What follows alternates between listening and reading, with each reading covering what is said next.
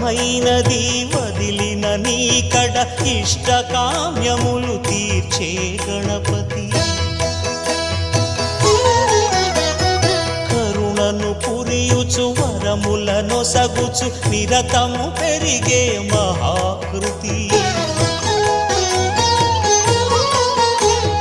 సకల చరాచర ప్రపంచమే సన్నుతి చేసే విఘ్నపతి.